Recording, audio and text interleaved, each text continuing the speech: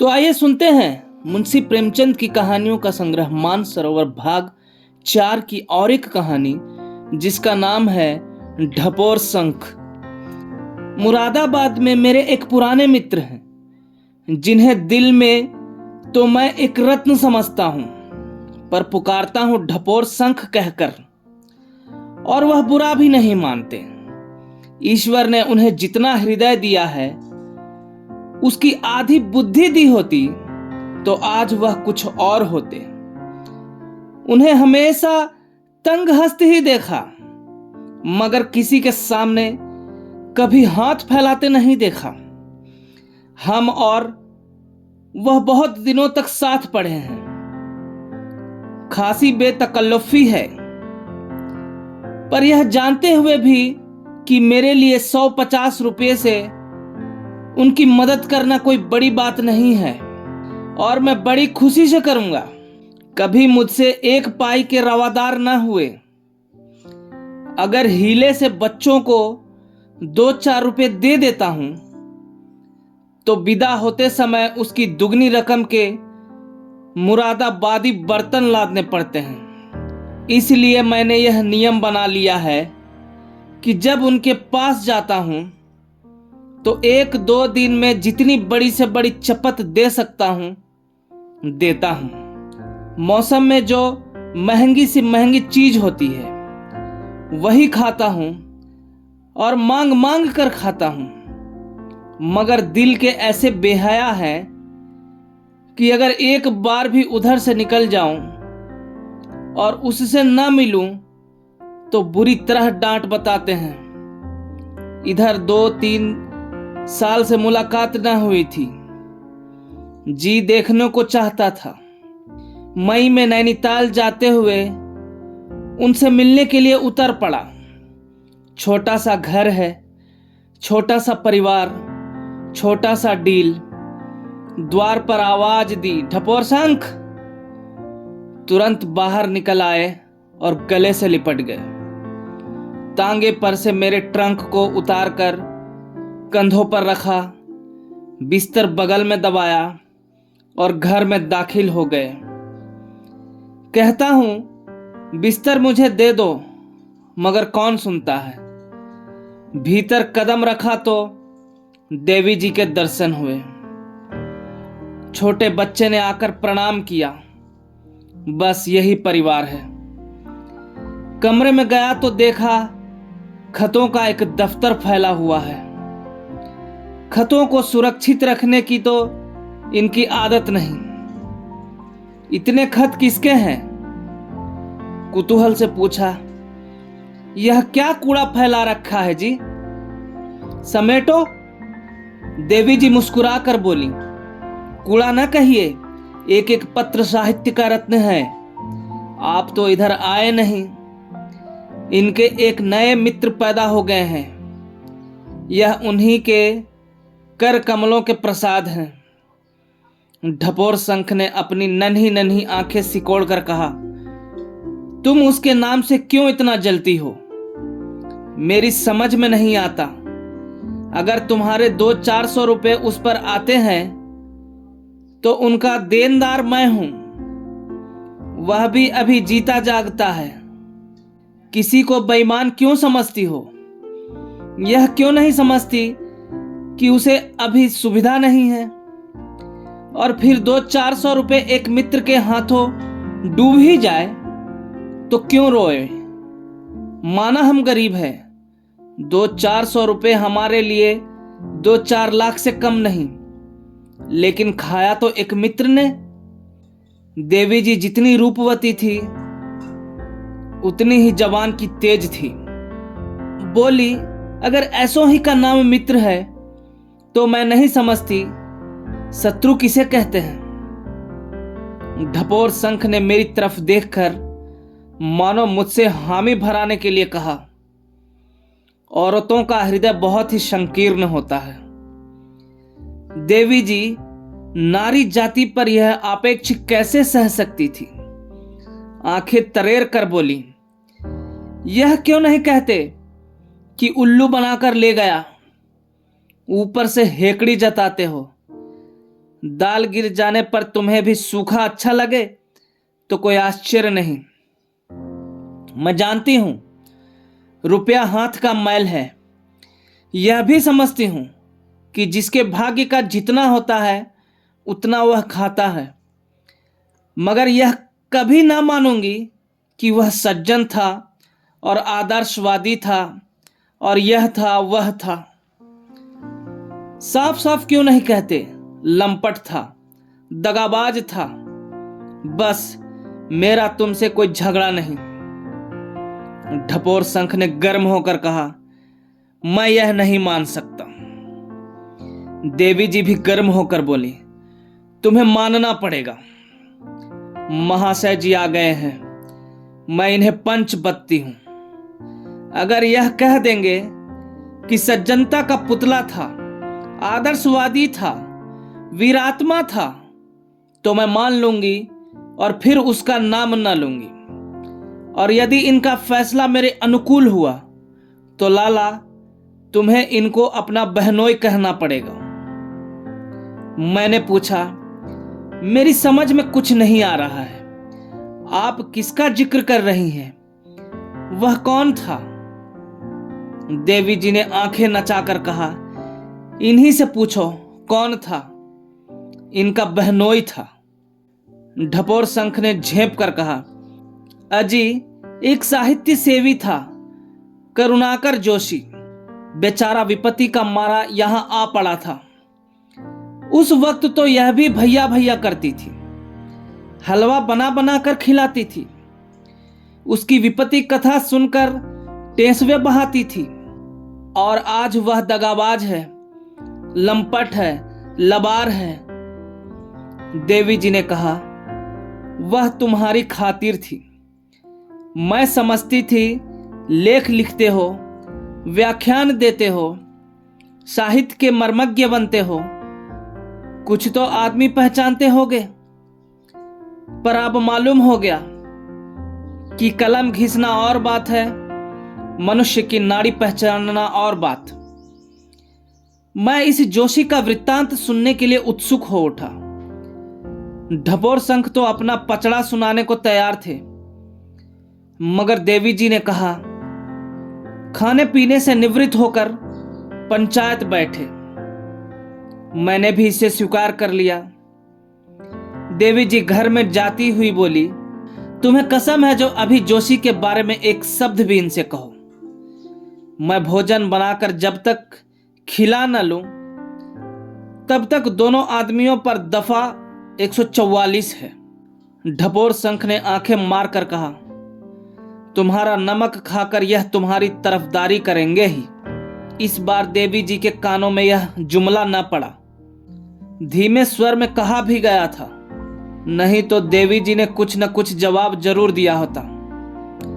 देवी जी चूल्हा जला चुकी और ढपोर शंख उनकी ओर से निश्चिंत हो गए तो मुझसे बोले, जब तक वह रसोई में है मैं संक्षेप में तुम्हें वह वृत्तांत सुना दूं। मैंने धर्म की आड़ लेकर कहा, नहीं भाई, मैं पंच बनाया गया हूं और इस विषय में कुछ ना सुनूंगा। उन्हें आ जाने दो। मुझे भय है कि तुम उन्हीं का सा फैसला कर दोगे और फिर वह मेरा घर में रहना अपाढ़ कर देगी। मैंने ढाढ़स दिया, यह आप कैसे कह सकते हैं? मैं क्या फैसला करूंगा? मैं तुम्हें जानता जो हूं, तुम्हारी अदालत में औरत के सामने मर्द कभी जीत ही नहीं सकता। तो क्या चाहते हो, तुम्हारी डिग्री कर दूं? क्या दोस्ती का इतना हक भी नहीं अदा कर सकते? अच्छा लो, तुम्हारी जीत होगी, चाहे गालियां ही क्यों ना मिले। खाते पीते दोपहर हो गई।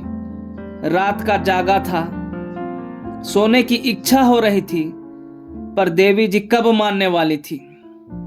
भोजन करके आ पहुंची। ढपोर शंख ने पत्रों का पुलिंदा समेटा और वृत्तांत सुनाने लगे। देवी जी ने सावधान किया, एक शब्द भी झूठ बोले तो जुर्माना होगा।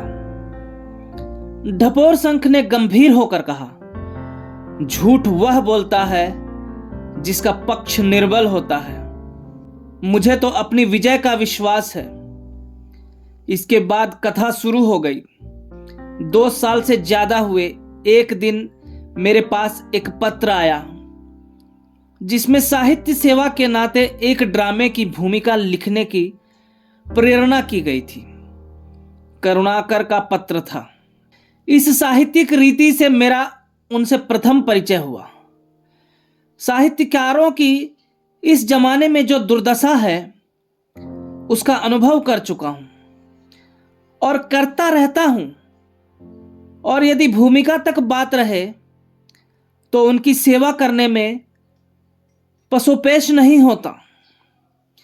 मैंने तुरंत जवाब दिया, आप ड्रामा भेज दीजिए। 1 सप्ताह में ड्रामा आ गया, पर अब के पत्र में भूमिका लिखने ही की नहीं, कोई प्रकाशक ठीक कर देने की भी प्रार्थना की गई थी। मैं प्रकाशकों के झंझट में नहीं पड़ता। 2-1 बार पढ़कर कई मित्रों को जानी दुश्मन बना चुका हूं। मैंने ड्रामे को पढ़ा, उस पर भूमिका लिखी और हस्तलिपि लौटा दी। ड्रामा मुझे सुंदर मालूम हुआ, इसलिए भूमिका भी प्रशंसात्मक थी। कितनी ही पुस्तकों की भूमिका लिख भी चुका हूं। कोई नई बात न थी, पर अब की भूमिका लिखकर पिंड न छूटा। 1 सप्ताह के बाद एक लेख आया कि इसे अपनी पत्रिका में प्रकाशित कर दीजिए। ढपोर संघ एक पत्रिका के संपादक हैं। इसे गुण कहिए या दोष, मुझे दूसरों पर विश्वास बहुत जल्द आ जाता है, और जब किसी लेखक का मुआमला हो तो मेरी विश्वास क्रिया और भी तीव्र हो जाती है। मैं अपने एक मित्र को जानता हूं जो साहित्यकारों के साये से भागते हैं। वह खुद निपुण लेखक है, बड़े ही सज्जन है, बड़े ही जिंदा दिल। अपनी शादी करके लौटने पर जब जब रास्ते में मुझसे भेंट हुई, कहा आपकी मिठाई रखी हुई है, भिजवा दूंगा। पर वह मिठाई आज तक न आई। हालांकि अब ईश्वर की दया से विवाह तरु में फल भी लगाए, लेकिन खैर, मैं साहित्य सेवियों से इतना चौकन्ना नहीं रहता। इन पत्रों में इतनी विनय, इतना आग्रह, इतनी भक्ति होती थी कि मुझे जोशी से बिना साक्षात्कार के ही स्नेह हो गया। मालूम हुआ एक बड़े बाप का बेटा है।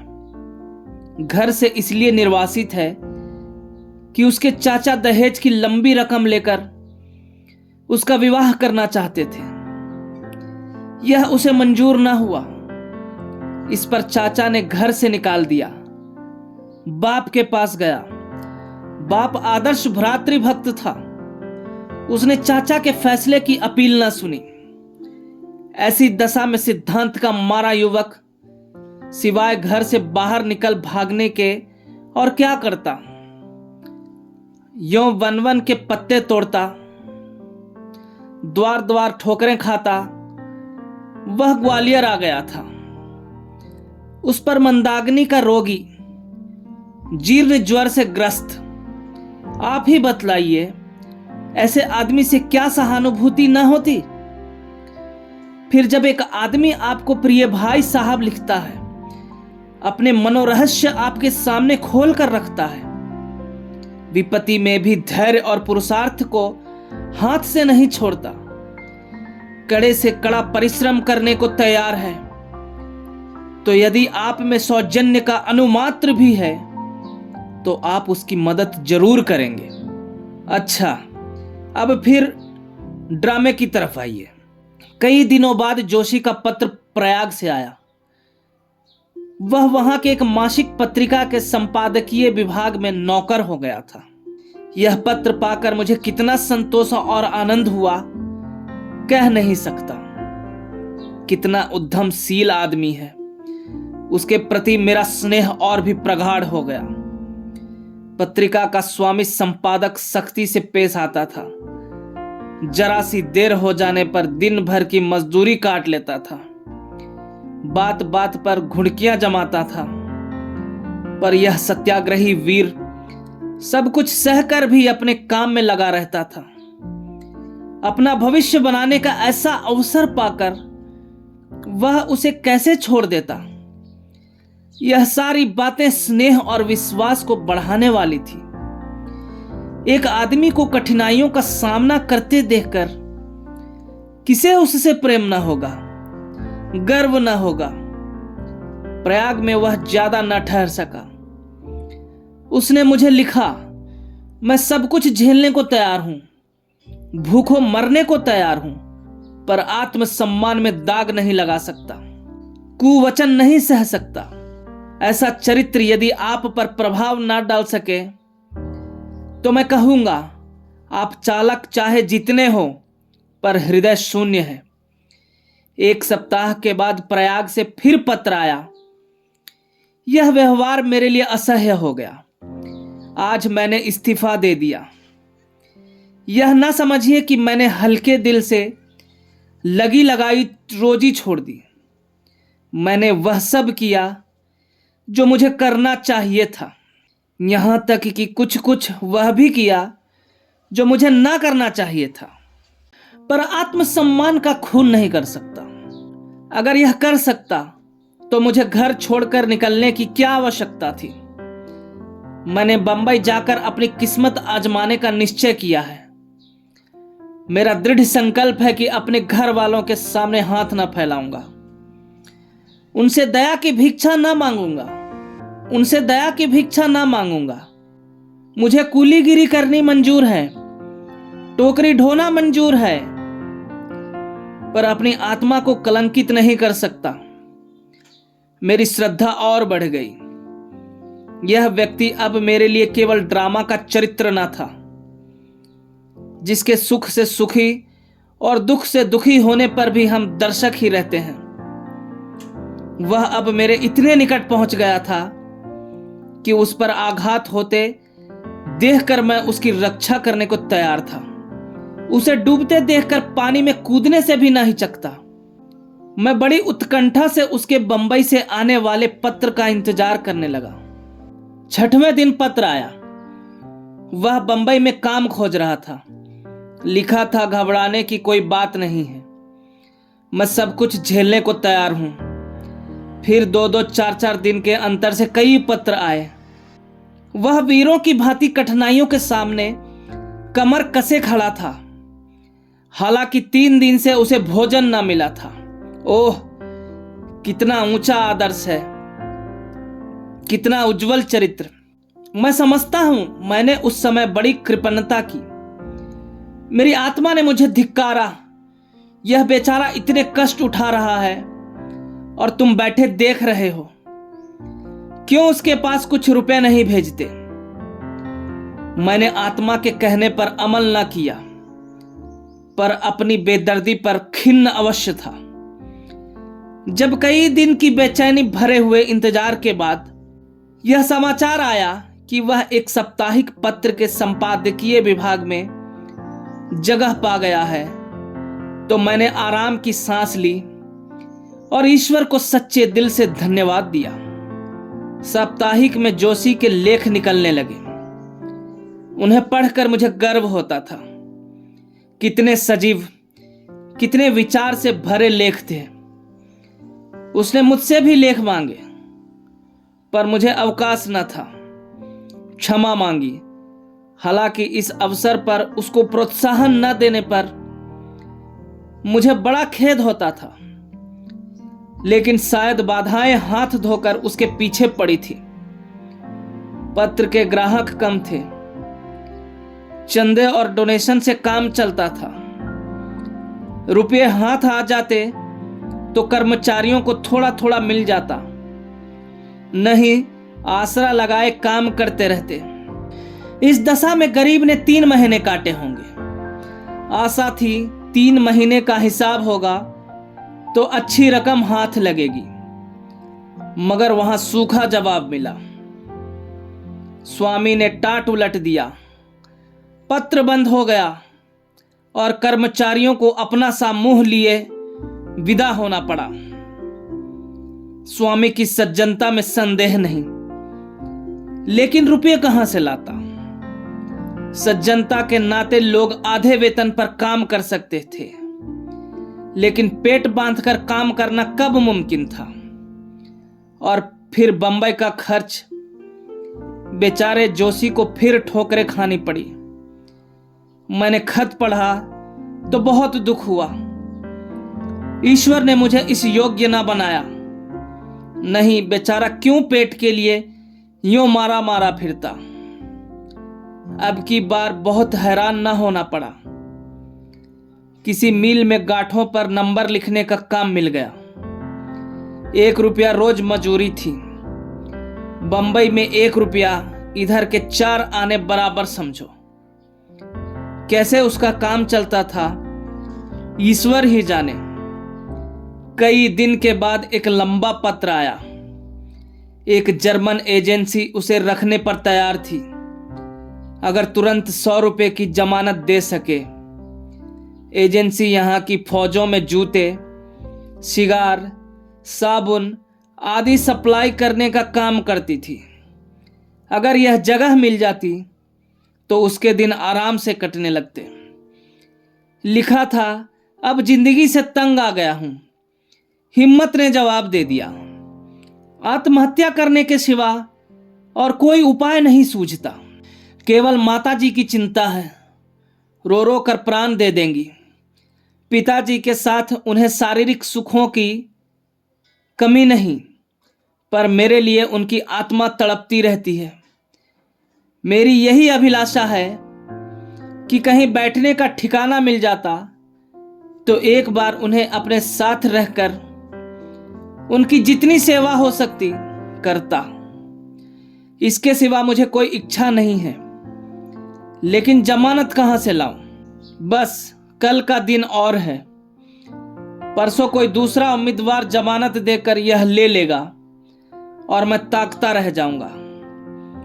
एजेंट मुझे रखना चाहता है, लेकिन अपने कार्यालय के नियमों को क्या करे। इस पत्र ने मेरी कृपण प्रकृति को भी वशीभूत कर लिया। इच्छा हो जाने पर कोई न कोई राह निकल आती है। मैंने रुपए भेजने का निश्चय कर लिया। अगर इतनी मदद से एक युवक का जीवन सुधार रहा है तो कौन ऐसा है जो मुंह छिपा ले। इससे बड़ा रुपयों का और क्या सदुपयोग हो सकता है।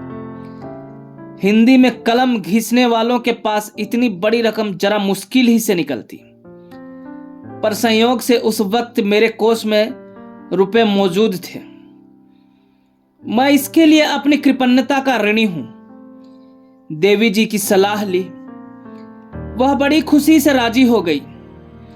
हालांकि अब सारा दोष मेरे ही सिर मढ़ा जाता है। कल रुपयों का पहुंचना आवश्यक था, नहीं तो अवसर हाथ से निकल जाएगा। मनी ऑर्डर 3 दिन में पहुंचेगा। तुरंत तार घर गया और तार से रुपए भेज दिए।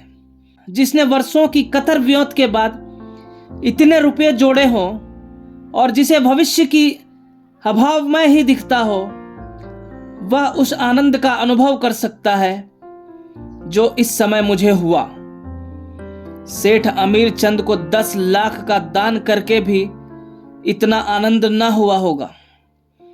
दिया तो मैंने ऋण समझकर ही, पर वह दोस्ती का ऋण था जिसका अदा होना स्वप्न का यथार्थ होना है।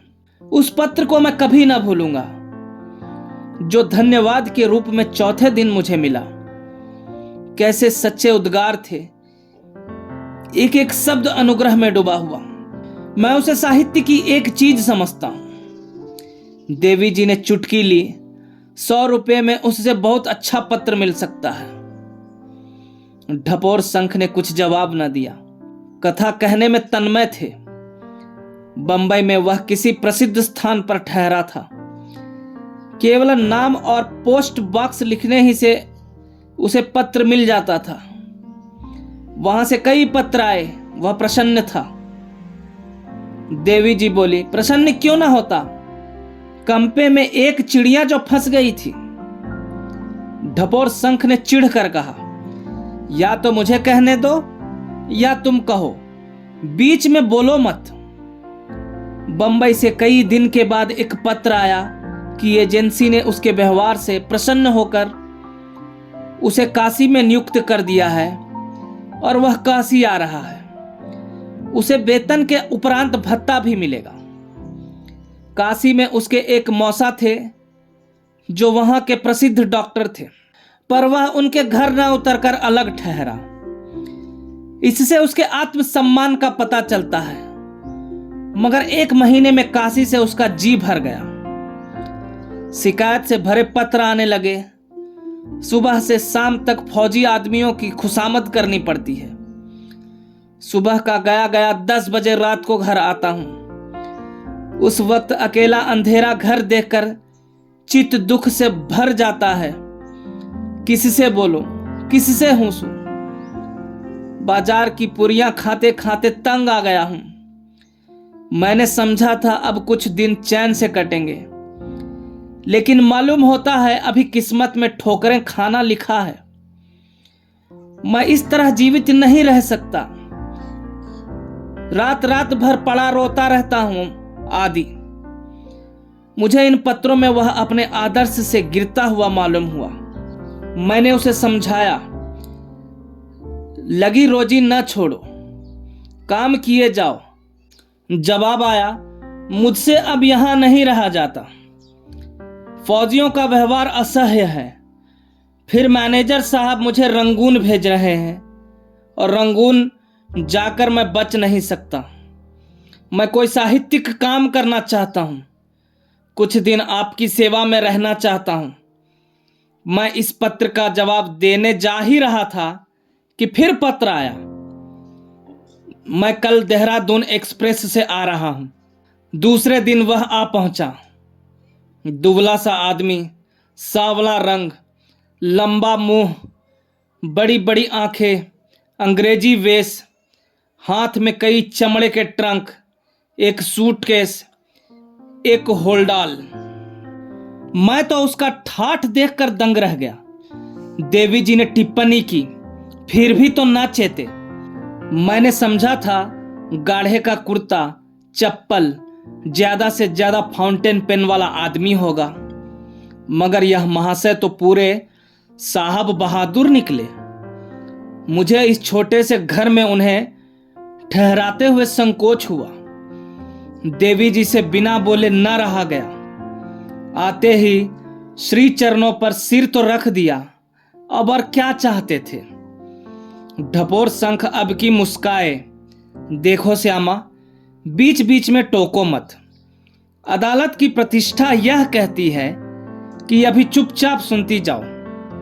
जब तुम्हारी बारी आए तो जो चाहे कहना। फिर सिलसिला शुरू हुआ था। तो दुबला पतला मगर बड़ा फुर्तीला, बातचीत में बड़ा चतुर, एक जुमला अंग्रेजी बोलता, एक जुमला हिंदी, और हिंदी अंग्रेजी की खिचड़ी जैसे आप जैसे सभ्य लोग बोलते हैं। बातचीत शुरू हुई। आपके दर्शनों की बड़ी इच्छा थी। मैंने जैसा अनुमान किया था वैसा ही आपको देखा। बस अब मालूम हो रहा है कि मैं भी आदमी हूं। इतने दिनों तक कैदी था। मैंने कहा, तो क्या इस्तीफा दे दिया? नहीं, अभी तो छुट्टी लेकर आया हूं। अभी इस महीने का वेतन भी नहीं मिला। मैंने लिख दिया है, यहां के पते से भेज दें। नौकरी तो अच्छी है, मगर काम बहुत करना पड़ता है और मुझे कुछ लिखने का अवसर नहीं मिलता। खैर, रात को मैंने इसी कमरे में उन्हें सुलाया। दूसरे दिन यहां के एक होटल में प्रबंध कर दिया। होटल वाले पेशगी रुपए ले लेते हैं। जोशी के पास रुपए न थे। मुझे 30 रुपए देने पड़े। मैंने समझा इसका वेतन तो आता ही होगा, ले लूंगा।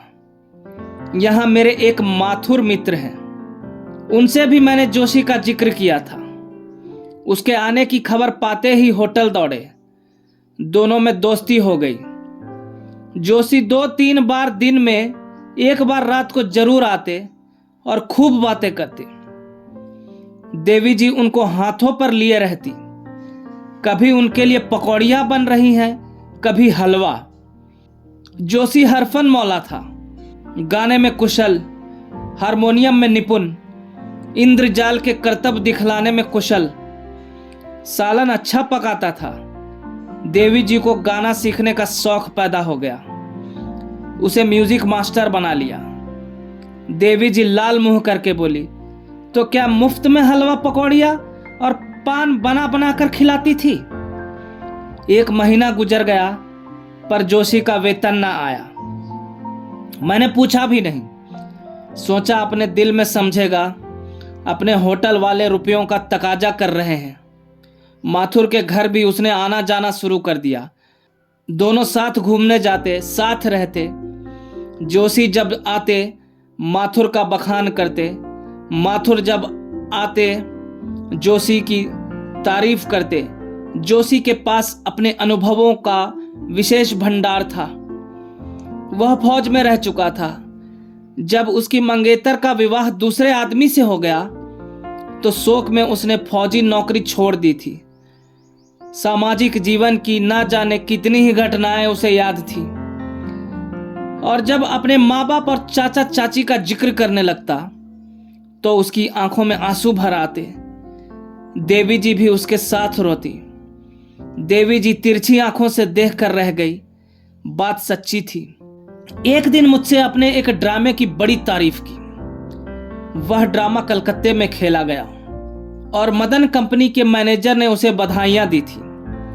ड्रामे के 2-4 टुकड़े जो उसके पास पड़े थे मुझे सुनाए। मुझे ड्रामा बहुत पसंद आया। उसने काशी के एक प्रकाशक के हाथ वह ड्रामा बेच दिया था और कुल 25 रुपए पर। मैंने कहा, उसे वापस मंगा लो, रुपए मैं दे दूंगा। ऐसी सुंदर रचना किसी अच्छे प्रकाशक को देंगे या किसी थिएटर कंपनी से खिलवाएंगे तो 3-4 दिन के बाद मालूम हुआ कि प्रकाशक अब 50 रुपए लेकर लौटाएगा।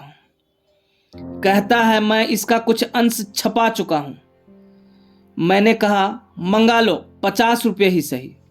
ड्रामा वीपी से वापस आया। मैंने 50 रुपये दे दिए। महीना खत्म हो रहा था। होटल वाले दूसरा महीना शुरू होते ही रुपये पेशगी मांगेंगे। मैं इसी चिंता में था कि जोशी ने आकर कहा, मैं अब माथुर के साथ रहूंगा। बेचारा गरीब आदमी है, अगर मैं 20 रुपये भी दे दूंगा तो उसका काम चल जाएगा। मैं बहुत खुश हुआ। दूसरे दिन वह माथुर के घर डट गया। जब आता तो माथुर के घर कोई ना कोई रहस्य लेकर आता। यह तो मैं जानता था कि माथुर की आर्थिक दशा अच्छी नहीं है। बेचारा रेलवे के दफ्तर में नौकर था। वह नौकरी भी छूट गई थी, मगर यह ना मालूम था कि उसके यहां फाके हो रहे हैं। कभी मालिक मकान आकर गालियां सुना जाता है, कभी दूध वाला, कभी बनिया, कभी कपड़े वाला। बेचारा उनसे मुंह छिपाता फिरता है। जोशी आंखों में आंसू भर भर कर उसके संकटों की करुण कहानी कहता और रोता। मैं तो जानता था मैं ही एक आफत का मारा हूं। माथुर की दशा देखकर मुझे अपनी विपत्ति भूल गई। तुझे अपनी ही चिंता है, कोई दूसरी फिक्र नहीं। जिसके द्वार पर जा पड़ूं 2 रोटियां मिल जाएंगी, मगर माथुर के पीछे तो पूरा खटला है। मां, 2 विधवा बहनें, 1 भांजी, 2 भांजे, 1 छोटा भाई। इतने बड़े परिवार के लिए 50 रुपए तो केवल रोटी दाल के लिए चाहिए। माथुर सच्चा वीर है, देवता है जो इतने बड़े परिवार का पालन कर रहा है। वह अब अपने लिए नहीं, माथुर के लिए दुखी था।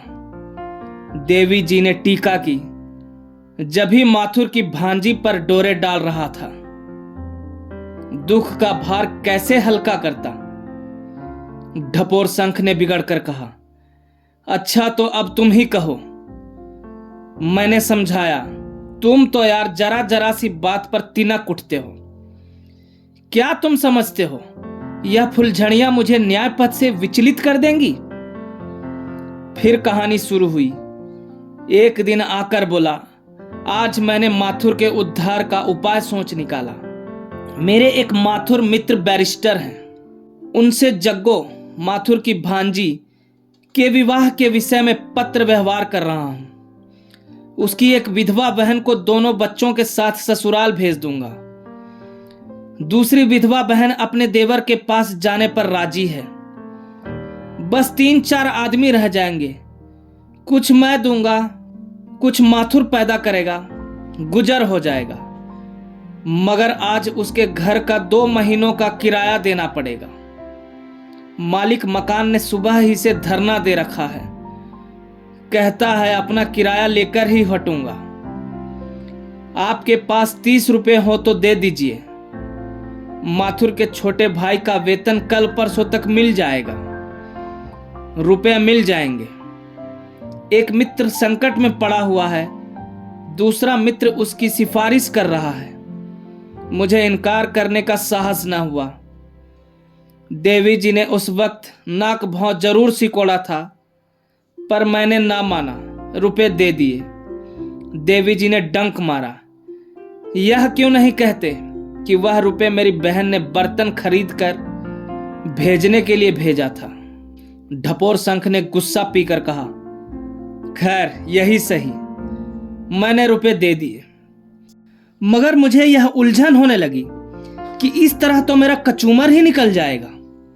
माथुर पर एक न एक संकट रोज ही सवार रहेगा। मैं कहां तक उन्हें उबारूंगा। जोशी भी जान खा रहा था कि कहीं कोई जगह दिला दीजिए। संयोग से उन्हीं दिनों मेरे एक आगरे के मित्र आ निकले। काउंसिल में मेंबर थे, अब जेल में हैं। गाने बजाने का शौक है, 2-1 ड्रामे भी लिख चुके हैं। अच्छे अच्छे रईसों से परिचय है, खुद भी बड़े रसिक हैं। अब कि वह आए तो मैंने जोशी का उनसे जिक्र किया, उसका ड्रामा भी सुनाया। बोले तो उसे मेरे साथ कर दीजिए, अपना प्राइवेट सेक्रेटरी बना लूंगा। मेरे घर में रहे, मेरे साथ घर के आदमी की तरह रहे। जेब खर्च के लिए मुझसे 30 रुपए महीना लेता जाए। मेरे साथ ड्रामे लिखे। मैं फूला ना समाया। जोशी से कहा। जोशी भी तैयार हो गया, लेकिन जाने के पहले उसे कुछ रुपयों की जरूरत हुई। एक भले आदमी के साथ फटे हालों तो जाते नहीं बनता, और ना यही उचित था कि पहले ही दिन से रुपए का तकाजा होने लगे। बहुत काट छांट करने पर भी 40 रुपए का खर्च निकल आया। जूते टूट गए थे, धोतियां फट गई थी, और भी कई खर्च थे जो इस वक्त याद नहीं आते। मेरे पास रुपए न थे। श्यामा से मांगने का हौसला न हुआ। देवी जी बोली, मेरे पास तो कारों का खजाना रखा था ना। कई हजार महीने लाते हो, 100-200 रुपए बचत में आ ही जाते होंगे। ढपोर शंख इस व्यंग पर ध्यान न देकर अपनी कथा कहते रहे। रुपए पाकर जोशी ने ठाठ बनाया और काउंसिलर साहब के साथ चले। मैं स्टेशन तक पहुंचाने गया। माथुर भी था। लौटा तो मेरे दिल पर से एक बोझ उतर गया था। माथुर ने कहा, बड़ा मुहब्बती आदमी है। मैंने समर्थन किया, बड़ा। मुझे तो भाई सा मालूम होता है। मुझे तो अब घर अच्छा ना लगेगा। घर के सब आदमी रोते रहे। मालूम ही ना होता था कि कोई गैर आदमी है। अम्मा से लड़के की तरह बातें करता था, बहनों से भाई की तरह। बदनसीब आदमी है। नहीं तो जिसका बाप 2000 रुपए महावर कमाता हो, वह यूं मारा मारा फिरे। दार्जिलिंग में इनके बाप की 2 कोठियां हैं, IMS हैं। जोशी मुझे भी वही ले जाना चाहता है। 1-2 साल में तो वहां जाएगा ही। कहता है तुम्हें मोटर की एजेंसी खुलवा दूंगा। इस तरह ख्याली पुलाव पकाते हुए हम लोग घर आए। मैं दिल में खुश था कि चलो अच्छा हुआ, जोशी के लिए अच्छा सिलसिला निकल आया। मुझे यह आशा भी बंध चली कि अब की उसे वेतन मिलेगा तो मेरे रुपए देगा, 4-5 महीने में चुकता कर देगा। हिसाब लगाकर देखा तो अच्छी खासी रकम हो गई थी। मैंने दिल में समझा, यह भी अच्छा ही हुआ, यूं जमा करता तो कभी ना जमा होते। इस बहाने से किसी तरह जमा तो हो गए।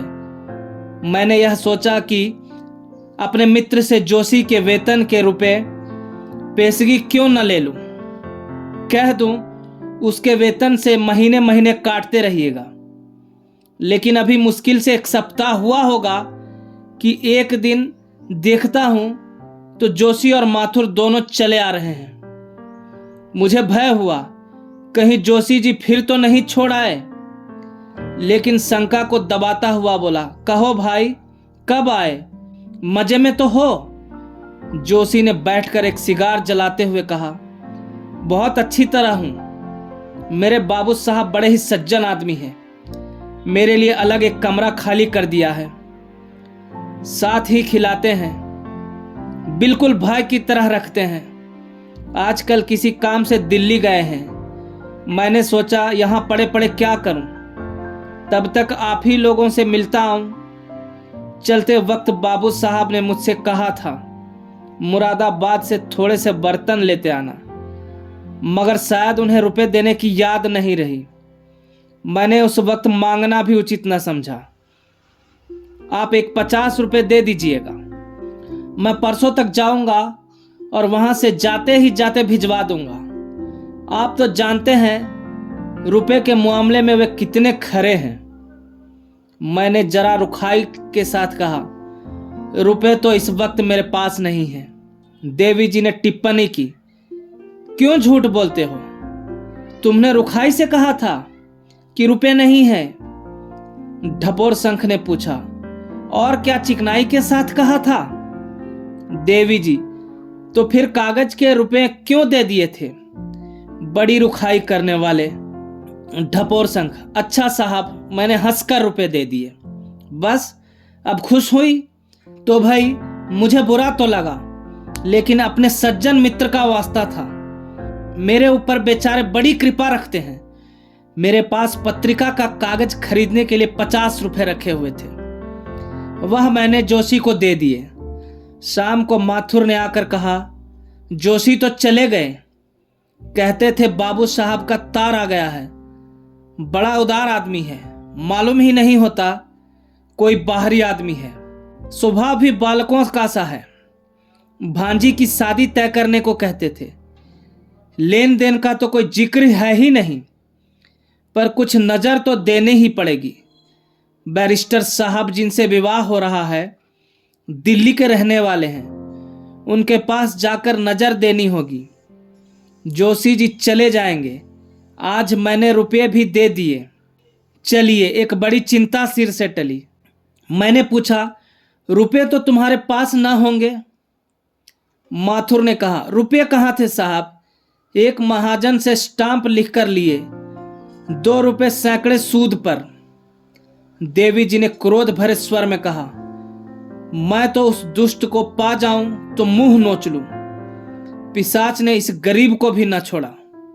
ढपोर शंख बोला, यह क्रोध तो आपको अब आ रहा है ना, तब तो आप भी समझती थी कि जोशी दया और धर्म का पुतला है। देवी जी ने विरोध किया, मैंने उसे पुतला पुतली कभी नहीं समझा। हाँ, तुम्हारी तकलीफों के भुलावे में पड़ जाती थी। ढपोर शंख, तो साहब इस तरह कोई 2 महीने गुजरे। इस बीच में भी जोशी 2-3 बार आए, मगर मुझसे कुछ मांगे नहीं। हाँ, अपने बाबू साहब के संबंध में तरह तरह की बातें की, जिनसे मुझे 2-4 गल्प लिखने की सामग्री मिल गई। मई का महीना था। एक दिन प्रातःकाल जोशी आ पहुंचे। मैंने पूछा तो मालूम हुआ उनके बाबू साहब नैनीताल चले गए। इन्हें भी लिए जाते थे, पर उन्होंने हम लोगों के साथ यहां रहना अच्छा समझा और चले आए। देवी जी ने फुलझड़ी छोड़ी। कितना त्यागी था बेचारा, नैनीताल की बाहर छोड़कर यहां गर्मी में प्राण देने चला आया। ढपोर शंख ने इसकी ओर कुछ ध्यान न देकर कहा, मैंने पूछा कोई नई बात तो नहीं हुई वहां। जोशी ने हंसकर कहा, भाग्य में तो नई नई विपत्तियां लिखी हैं, उनसे कैसे जान बच सकती है। अब की भी एक नई विपत्ति सिर पड़ी। यह कहिया आपका आशीर्वाद था, जान बच गई, नहीं तो अब तक जमुना जी में बहा चला जाता होता।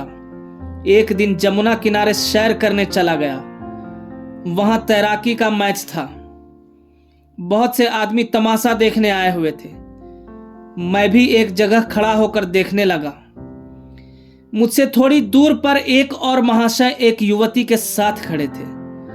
मैंने बातचीत की तो मालूम हुआ मेरी ही बिरादरी के हैं। यह भी मालूम हुआ मेरे पिता और चाचा दोनों ही से उनका परिचय है। मुझसे स्नेह की बातें करने लगे। तुम्हें इस तरह ठोकरें खाते तो बहुत दिन हो गए, क्यों नहीं चले जाते अपने माँ बाप के पास। माना कि उनका लोक व्यवहार तुम्हें पसंद नहीं, लेकिन माता पिता का पुत्र पर कुछ न कुछ अधिकार तो होता है। तुम्हारी माता जी को कितना दुख हो रहा होगा। सहसा एक युवक किसी तरफ से आ निकला और वृद्ध महाशय तथा युवती को देखकर बोला, आपको शर्म नहीं आती कि आप अपनी युवती कन्या को इस तरह मेले में लिए खड़े हैं। वृद्ध महाशय का मुंह जरा सा निकल आया और युवती तुरंत घूंघट निकालकर पीछे हट गई। मालूम हुआ कि उसका विवाह इसी युवक से ठहरा हुआ है। वृद्ध उदार सामाजिक विचारों के आदमी थे, पर्दे के कायल न थे। युवक वयस में युवक होकर भी खूसट विचारों का आदमी था, पर्दे का कट्टर पक्षपाती।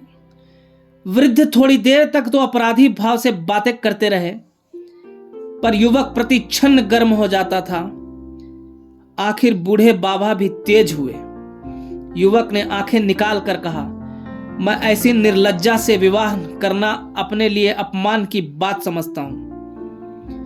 वृद्ध ने क्रोध से कांपते हुए स्वर में कहा, और मैं तुम जैसे लंपट से अपनी कन्या का विवाह करना लज्जा की बात समझता हूं। युवक ने क्रोध के आवेश में वृद्ध का हाथ पकड़कर धक्का दिया। बातों से न जीतकर अब वह हाथों से काम लेना चाहता था। वृद्ध धक्का खाकर गिर पड़े। मैंने लपक कर उन्हें उठाया और युवक को डांटा। वह वृद्ध को छोड़कर मुझसे लिपट गया। मैं कोई कुश्तीबाज तो हूं नहीं, वह लड़ना जानता था। मुझे उसने बात की बात में गिरा दिया और मेरा गला दबाने लगा। कई आदमी जमा हो गए थे। जब तक कुश्ती होती रही, लोग कुश्ती का आनंद उठाते रहे, लेकिन जब देखा मामला संगीन हुआ जाता है तो तुरंत बीच बचाव कर दिया।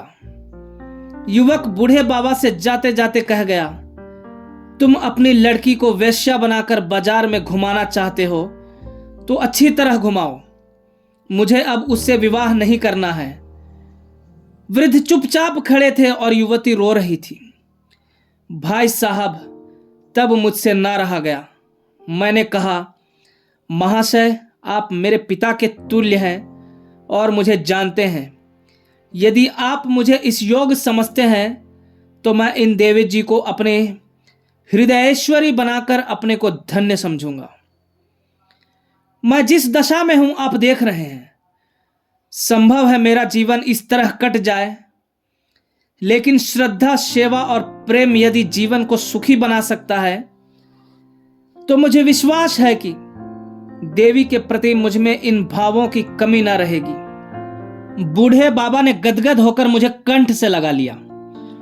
उसी क्षण मुझे अपने घर ले गए, भोजन कराया और विवाह का शगुन कर दिया। मैं एक बार युवती से मिलकर उसकी सम्मति लेना चाहता था। बूढ़े बाबा ने मुझे इसकी सहर्ष अनुमति दे दी। युवती से मिलकर मुझे ज्ञात हुआ कि वह रमणियों में रत्न है। मैं उसकी बुद्धिमत्ता देखकर चकित हो गया। मैंने अपने मन में कहा, जिस सुंदरी की कल्पना की थी वह उससे हूबहू मिलती है। मुझे उतनी ही देर में विश्वास हो गया कि मेरा जीवन उसके साथ सुखी होगा। मुझे अब आशीर्वाद चाहिए। युवती आपकी पत्रिका बराबर पढ़ती है और आपसे उसे बड़ी श्रद्धा है। जून में विवाह होना निश्चित हुआ है। मैंने स्पष्ट कह दिया है, मैं जेवर कपड़े नाम मात्र को लाऊंगा। ना कोई धूमधाम ही करूंगा। वृद्धा ने कहा, मैं तो स्वयं यही कहने वाला था। मैं कोई तैयारी नहीं चाहता, न धूमधाम की मुझे इच्छा है। जब मैंने आपका नाम लिया कि वह मेरे बड़े के तुल्य है तो वह बहुत प्रसन्न हुए। आपके लेखों को वह बड़े आदर से देखते हैं। मैंने कुछ खिन्न होकर कहा, यह तो सब कुछ है, लेकिन इस समय तुम्हें विवाह करने की सामर्थ्य भी नहीं है। और कुछ न हो तो 50 रुपए की बंधी हुई आमदनी तो होनी ही चाहिए। जोशी ने कहा, भाई साहब, मेरा उद्धार विवाह ही से होगा। मेरे घर से निकलने का कारण भी विवाह ही था और घर वापस जाने का कारण भी विवाह ही होगा। जिस समय प्रमीला हाथ बांधे हुए जाकर पिताजी के चरणों पर गिर पड़ेगी, उनका पाषाण हृदय भी पिघल जाएगा। समझेंगे विवाह तो हो ही चुका, अब वधू पर क्यों जुल्म किया जाए। जब उसे आश्रय मिल जाएगा तो मुझे झक मार कर बुलाएंगे। मैं इसी जिद पर घर से निकला था कि अपना विवाह अपने इच्छानुसार बिना कुछ लिए दिए करूंगा, और वह मेरी प्रतिज्ञा पूरी हुई जा रही है। प्रमीला इतनी चतुर है कि वह मेरे घर वालों को चुटकियों में मना लेगी।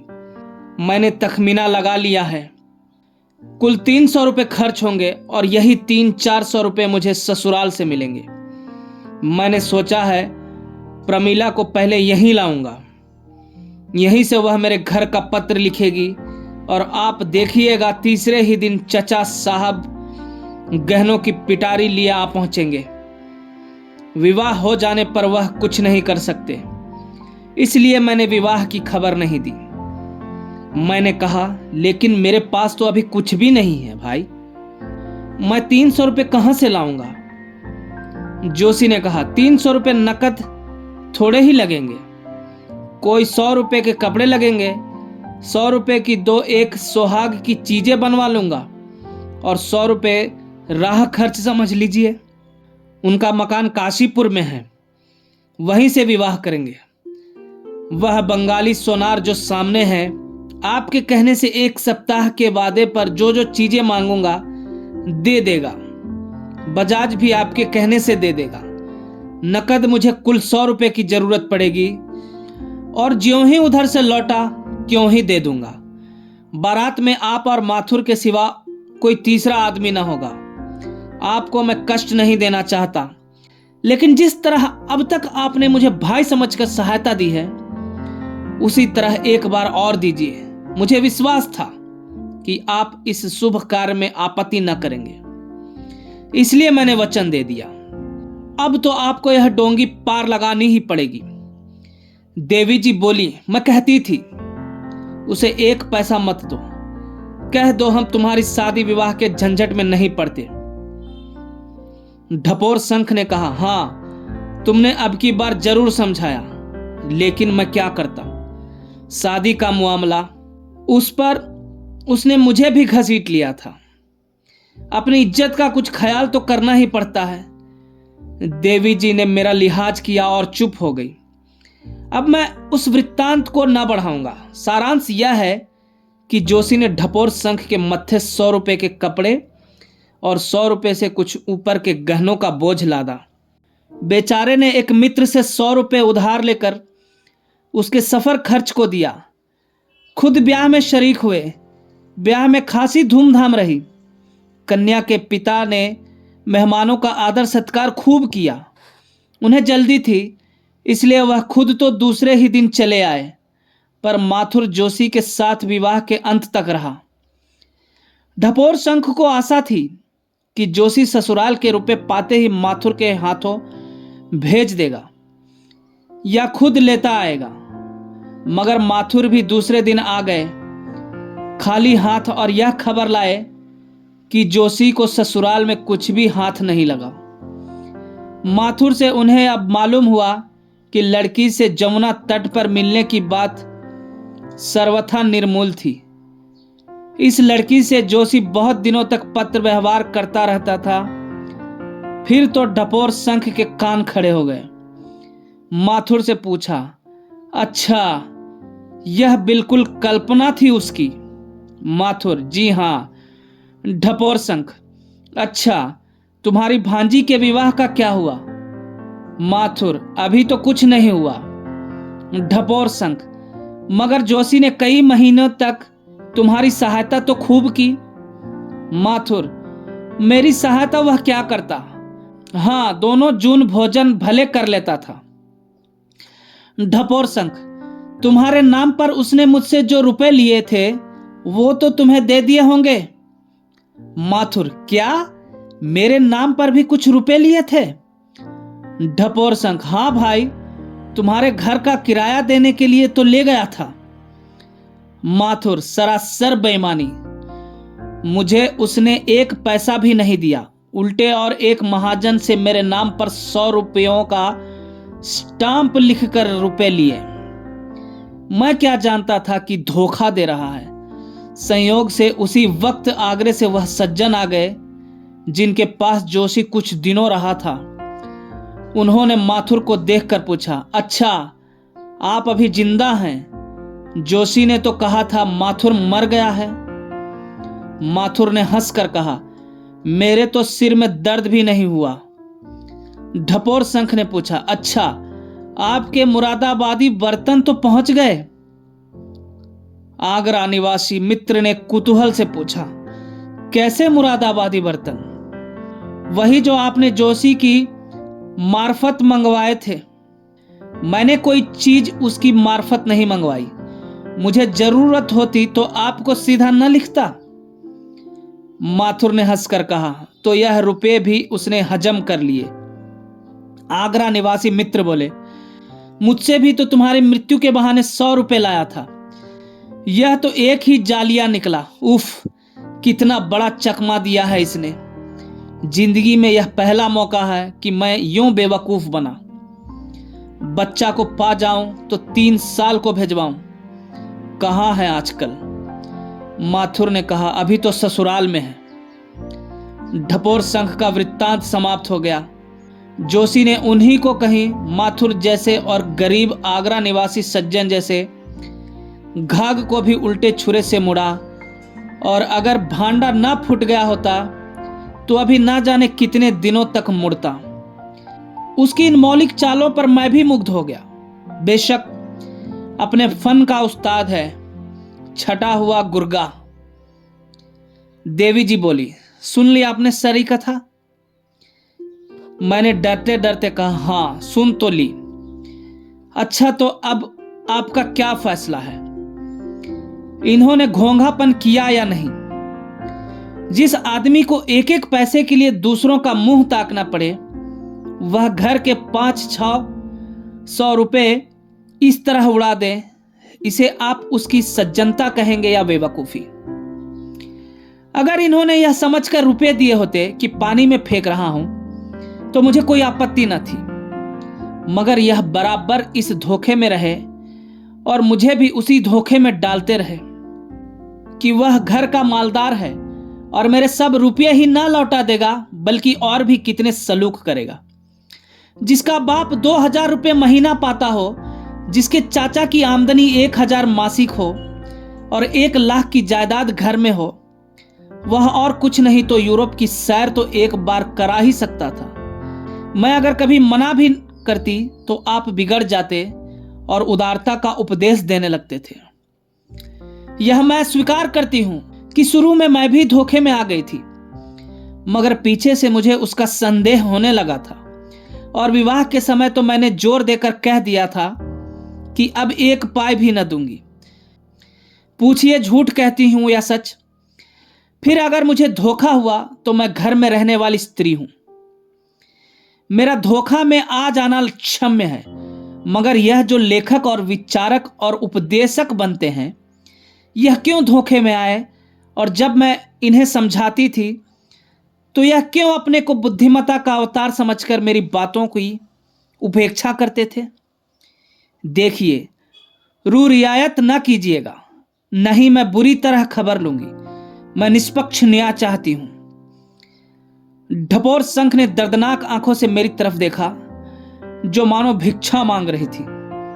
उसी के साथ देवी जी की आग्रह, आदेश और गर्व से भरी आंखें ताक रही थी। एक को अपनी हार का विश्वास था दूसरी को अपनी जीत का। एक रियायत चाहती थी, दूसरा सच्चा न्याय। मैंने कृत्रिम गंभीरता से अपना निर्णय सुनाया। मेरे मित्र ने कुछ भावुकता से अवश्य काम लिया है, पर उनकी सज्जनता निर्विवाद है। ढपोर शंख उछल पड़े और मेरे गले लिपट गए।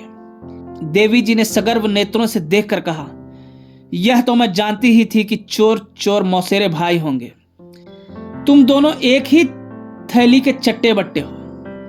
अब तक रुपए में एक पाए मर्दों का विश्वास था, आज तुमने वह भी उठा दिया। आज निश्चय हुआ कि पुरुष छली, कपटी, विश्वासघाती और स्वार्थी होते हैं।